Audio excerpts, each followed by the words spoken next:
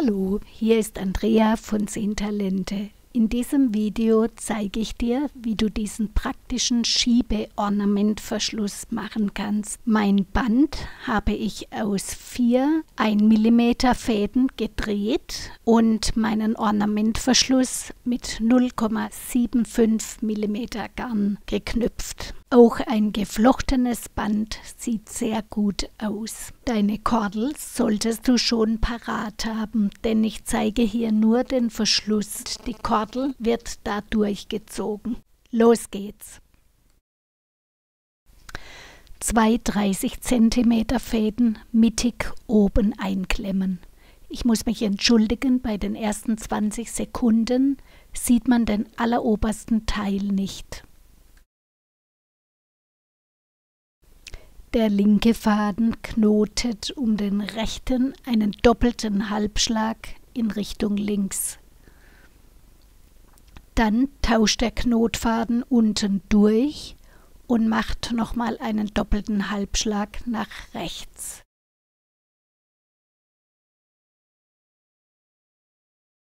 Das kleine Würmchen wird jetzt herausgenommen und um 180 Grad herumgedreht. Wenn du dein Würmchen jetzt genau anschaust, siehst du auf der rechten Seite eine senkrechte Fadenschlinge herunterlaufen. Diese Fadenschlinge bedeutet, dass du in diese Richtung knoten musst. Und zwar einen doppelten Halbschlag nach rechts und einen nach links. Beide Knotfäden liegen dann auf der linken Seite. Jetzt nehmen wir das Würmchen wieder heraus und falten es zur Mitte. Dann werden die beiden Leitfäden unten rechts über links zusammengeknotet.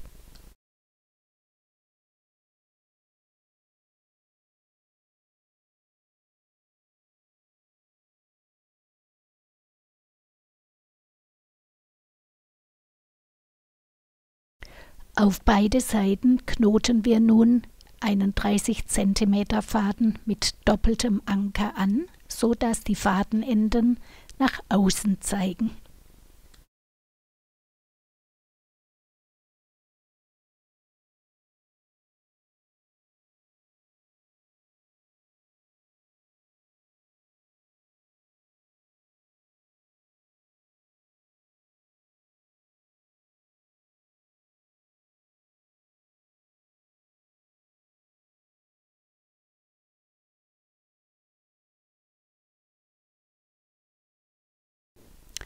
Beide Leitfäden werden in der Mitte zusammengeknotet, rechts über links.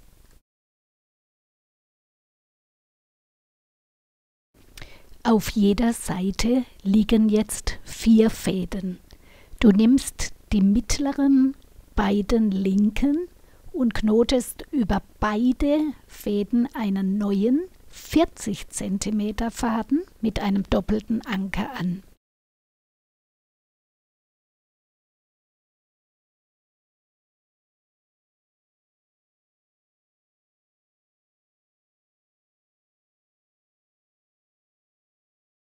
Auf der rechten Seite knotest du einen 30 cm Faden mit doppeltem Anker an, über beide mittleren Fäden.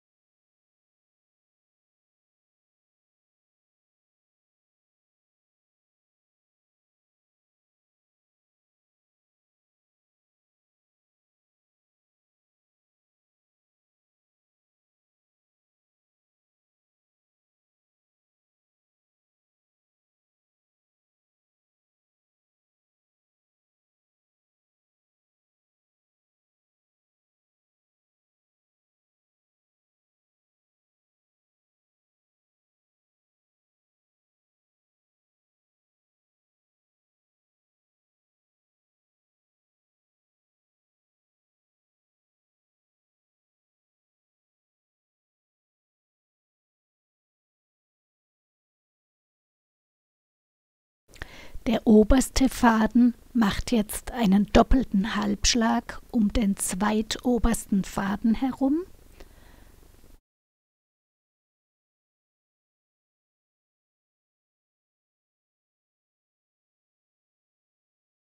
Und dann 4 abwechselnde Halbschläge.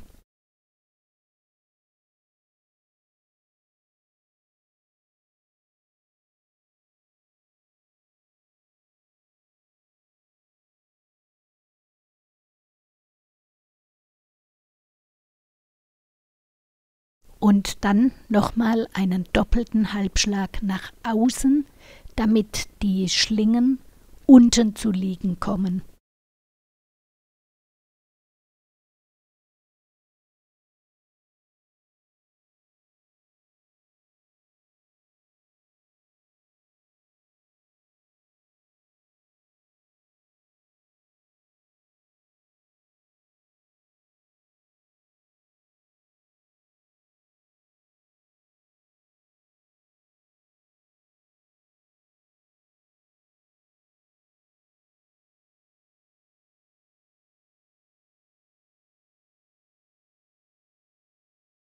Jetzt vereinzeln wir das Leitfadenpaar, indem wir den längeren um den kürzeren herum ausknoten. Danach noch 3 abwechselnde Halbschläge und einen doppelten Halbschlag nach außen. Wenn du eine dünnere Kordel hast, die durch diesen Verschluss gehen muss, dann kannst du hier bei diesem Würmchen weniger Knoten machen, dann wird deine Öse enger.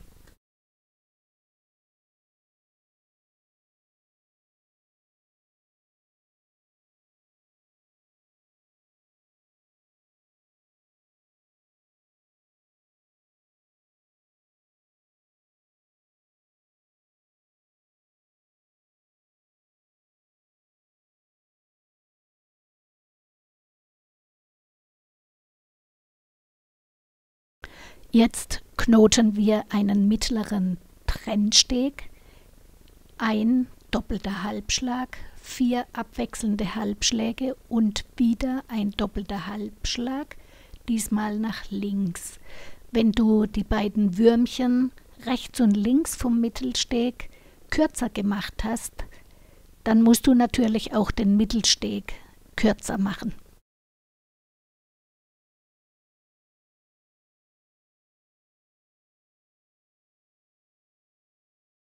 Jetzt legst du deine Kordel ein, und zwar so, dass dein Schmuckstück, das an dieser Kordel hängt, auf der rechten Seite liegt, damit nachher weder der Verschluss noch dein Schmuckstück auf der linken Seite liegt.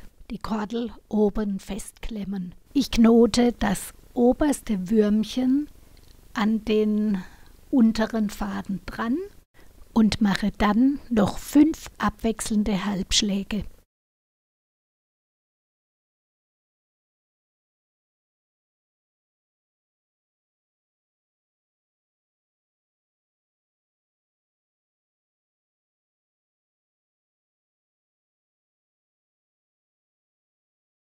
Dieses Würmchen wird nun nach oben gebogen und der Leitfaden knotet auf diesen oberen Faden einen doppelten Halbschlag nach oben.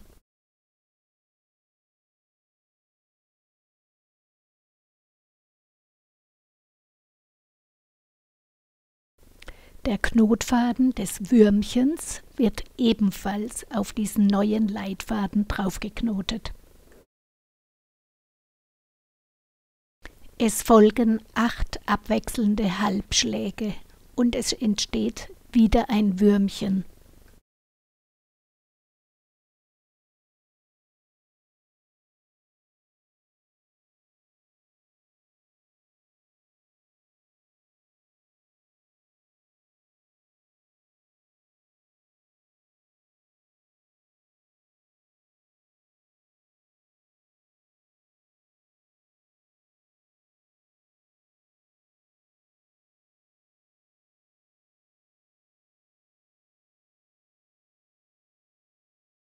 Jetzt knoten wir sozusagen unsere linke Herzkammer zu, legen aber vorher noch unsere Hauptschlagader in diese Kammer ein. Danach wird der Knotfaden dieses Mitteltrennstegs an das linke Würmchen geknotet mit einem doppelten Halbschlag.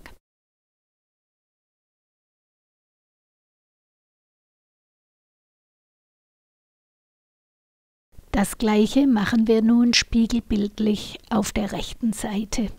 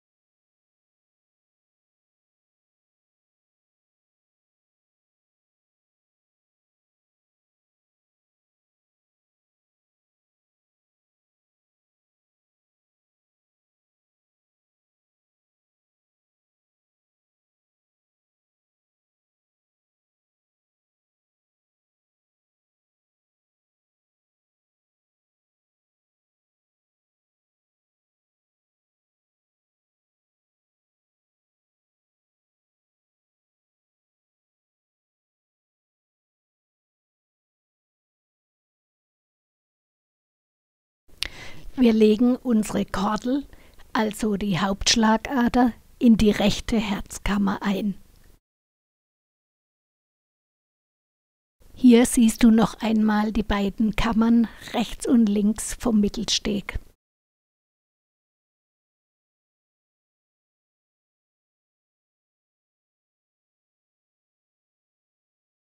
Der Leitfaden des Mittelstegs knotet nun auf den Leitfaden des rechten Würmchens einen doppelten Halbschlag.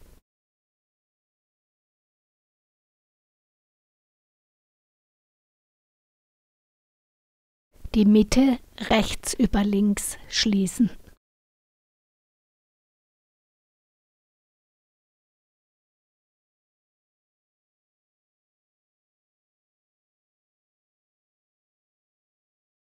Mein äußeres Würmchen ist ein bisschen zu kurz, deswegen mache ich nochmal einen Halbschlag nach außen.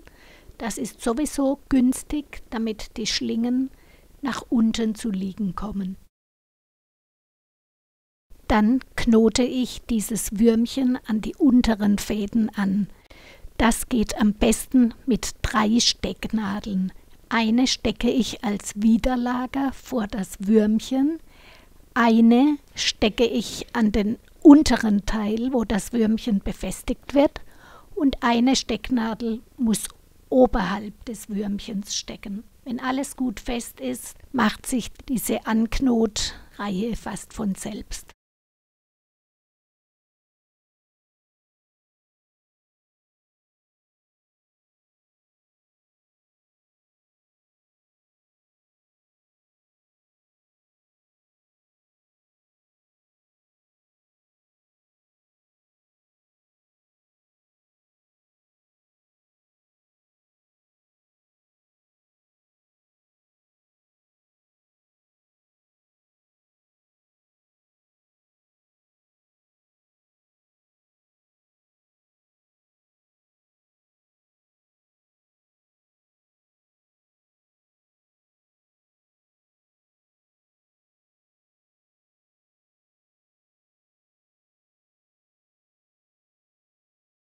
Die beiden Leitfäden unten in der Mitte rechts über links zusammenknoten.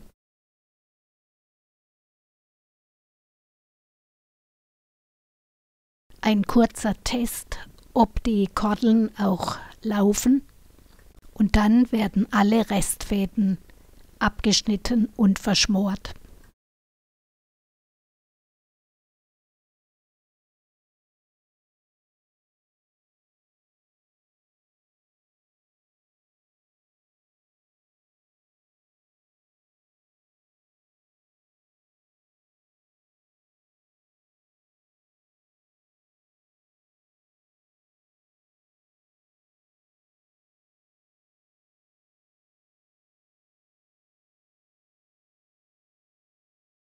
Vielen Dank fürs Zuschauen, viel Erfolg beim Nacharbeiten und tschüss bis zum nächsten Projekt.